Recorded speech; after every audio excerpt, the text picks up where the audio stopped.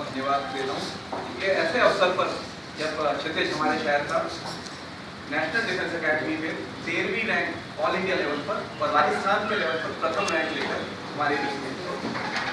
सबसे पहले मैं थोड़ा सा नेशनल डिफेंस एकेडमी क्या है, खड़गवास का, यानी कि पुणे के नजदीक खड़गवास का हिंदुस्तान का एक देशी और सबसे बड़ा, यहाँ तक कि मैं आपको बता दूं कि जितनी हमारे देश की IITs हैं और इनको भी अगर हम इकट्ठा कर लें, जितने क्षेत्रफल में नेशनल डिफेंस एकेडमी 29,000 एकड़ में फैला हुआ है, अपने आप में शहर है और वो देश भर में कुल 300 अधिकारियों के लिए प्रशिक्षण देता है और उन 300 अधिकारियों का प्रशिक्षण वायुसेना, नौसेना और भारतीय सेना, इंडियन एयरफोर्स, इंडियन नेवी और इंडियन आर्मी, तीनों को मिलाकर 300 अधिकारियों को प्रशिक्षण देता है एक बार।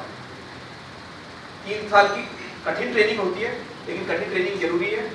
लेकिन ट्रेनिंग कठिन करने के लिए उन्हें जो मटेरियल चाहिए, जो कैंडिडेट चाहिए, वो देश का सबसे अच्छा कैंडिडेट चाहिए। इसका सिलेक्शन जो होता है मल्टी स्टेज में होता है और सिलेक्शन प्रोसीजर पूरा 1 साल लगता है।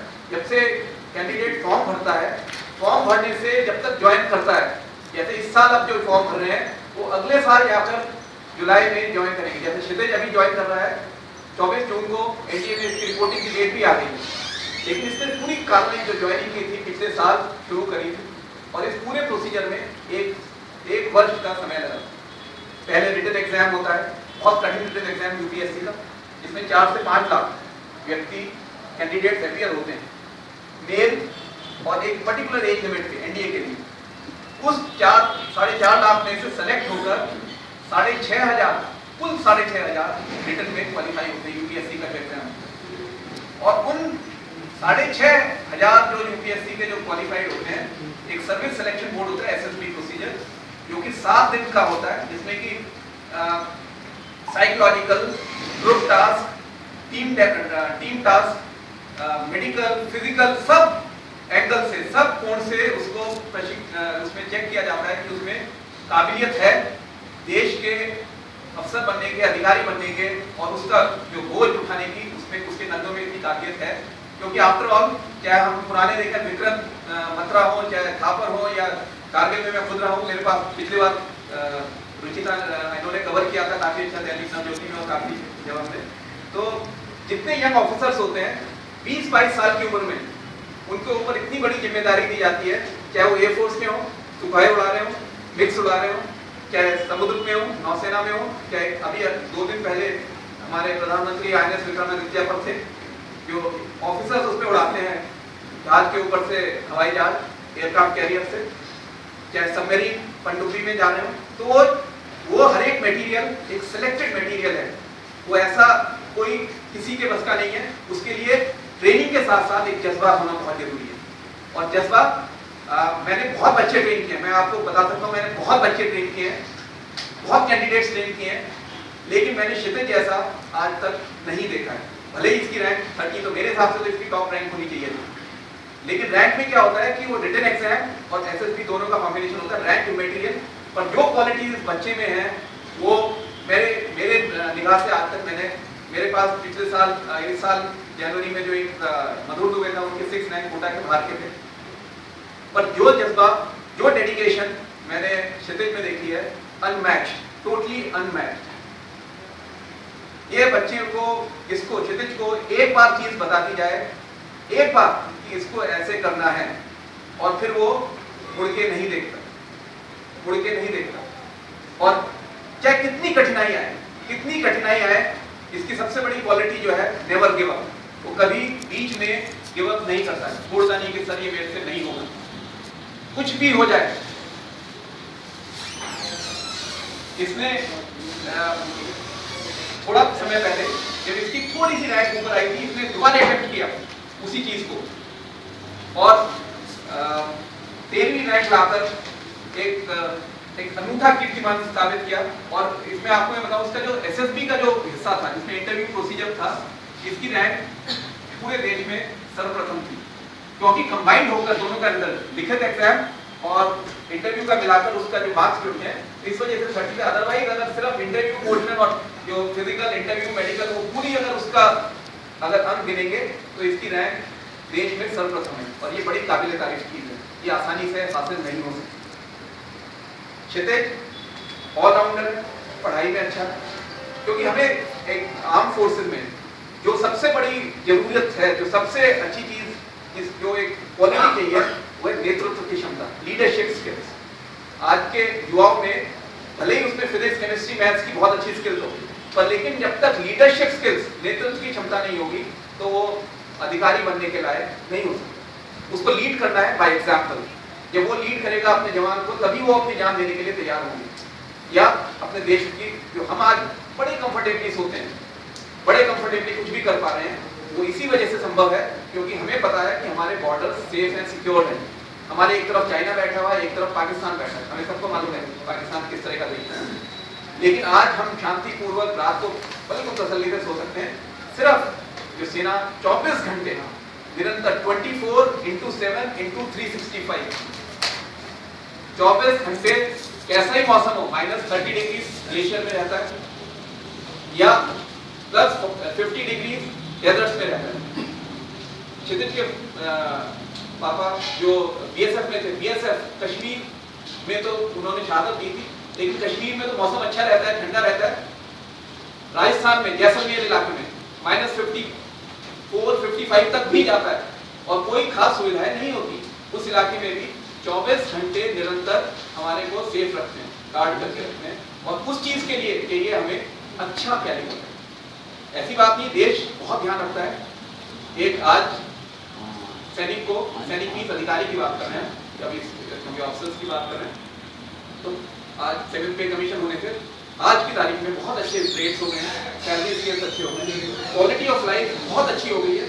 और सबसे बड़ी बात जो है, सबसे बड़ी बात यह है कि देश आज उनके जो ज्यादातर लोग देश में उनके कुर्बानी को, उनके डेडिकेशन को, उनके ऑनर की रेस्पेक्ट करते हैं, उनको सैल्यूट करते हैं।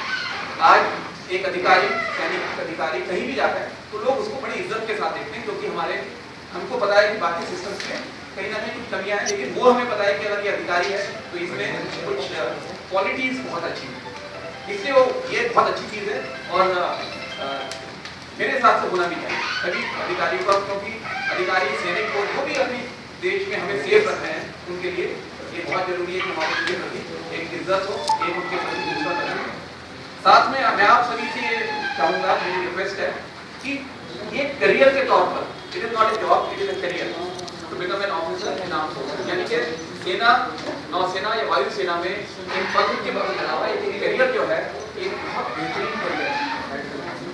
इस करियर में क्लास 1 गेस्टेड ऑफिसर, एक 20 साल की उम्र में, 22 साल की उम्र में, मैं जब अधिकारी बना था मेरी उम्र कुल 20 साल की थी। जब मैं पास आउट होकर लेफ्टिनेंट, उस टाइम पे सेकंड लेफ्टिनेंट होते थे, कुछ दिनों बाद लेफ्टिनेंट, कैप्टन, मेजर, इस तरह करके प्रमोशन मिलता है। एक अधिकारी जब बनता है उसके पास, उसको एक कम उम्र में कितने लोग की जिम्मेदारी, जिंदगी की जिम्मेदारी दी जाती है, सैल्यूट करते हैं। और इस रेस्पेक्ट के लिए ये करियर, इससे अनूठा करियर कोई देश में नहीं है। यहाँ पर आपको outdoor life, indoor life, respect, good salaries, और यही नहीं, हिंदुस्तान के अलावा बाहर जाने के, बाहर सर्विस करने का भी मौका मिलता है। यूएन मिशंस में जाते हैं आप, और किस्मत अच्छी होती है तो बिना पासपोर्ट के पाकिस्तान में जाने का भी मौका मिलता है। कभी अगर मौका लगे, 1999 में मिला था हमें, तो वो बिना पासपोर्ट के वो मौका भी इसी सेना, इसी सर्विस में मिलता है, जो कि बहुत एक रेस्पेक्ट और ग्लोरी की बात है। ये हर एक किसी के किस्मत में शायद नहीं होता। तो इसको, इस चीज़ को जरूर आप हाईलाइट करें कि एक डिफेंस फोर्सेज, आर्म फोर्सेज एक बेहतरीन करियर है।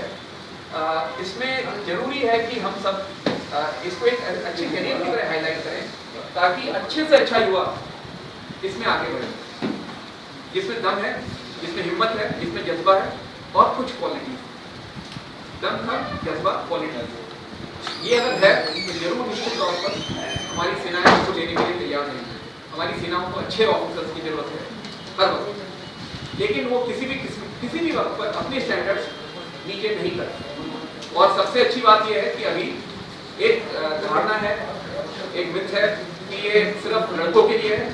नहीं, पावर ऑफ 49 हमारे देश की लड़कियां भी आज, national defence academy is for boys, national defence, लेकिन सेना में, वायुसेना में और नौसेना में आज नारियां भी उतनी ही पार्टिसिपेशन से काम कर रही हैं और वो बराबर नहीं कहूँगा मैं, कई फील्ड्स में बहुत आगे हैं। कई फील्ड्स में कम्युनिकेशंस में आजकल साइबर वॉरफेयर का एक बहुत बड़ा क्षेत्र बन गया है, उसमें बहुत सारी ह्यूमन फाइटर्स में वो आजकल उनकी का योगदान बराबर का या बराबर से ज्यादा का है। तो एक जो कहते थे ये दुर्ग है जो सिर्फ मेल्स के लिए, वो ऐसी बात नहीं है। वो प्रूव हो चुकी है कि लेडी ऑफिसर्स हमारे सेना में बहुत अच्छा काम करते हैं। साइंस बैकग्राउंड हो, कॉमर्स बैकग्राउंड हो, आर्ट्स बैकग्राउंड हो, किसी बैकग्राउंड का हो, पर अगर उसमें वो क्वालिटीज हैं जो मैंने बताई, तो वो निश्चित तौर पर अधिकारी बनने के लिए आसान नहीं है। सीटें बहुत कम है, सिलेक्शन प्रोसीजर कठिन है, लेकिन जरूर आप लोगों का योगदान रहेगा कि किस प्रकार से क्षितिज ने ये लंबी दूरी अपनी मेहनत से, अपने जज्बे से पूरी करी। तो सडनली हमारे देश को क्षितिज जैसे एक क्षितिज नहीं, हमें कई क्षितिज चाहिए। एक क्षितिज नहीं, कोटा से कई क्षितिज चाहिए जो कि क्षितिज का रिकॉर्ड भी तोड़े। अभी 13th रैंक की कोटा से ही हमें प्रथम, सेकंड, थर्ड, कोटा राजस्थान, क्योंकि परिवार इसने जो महत्वपूर्ण बहुत अच्छा काम किया। निश्चित तौर पर जब आप इस चीज को हाईलाइट करेंगे, इसके क्षितिज ये एक रोल मॉडल साबित होगा अपने देश, अपने शहर के लिए, अपने क्षेत्र, अपने बढ़ोतरी के लिए, राजस्थान के लिए और पूरे देश। Thank you very much. अगर आपके कोई आपके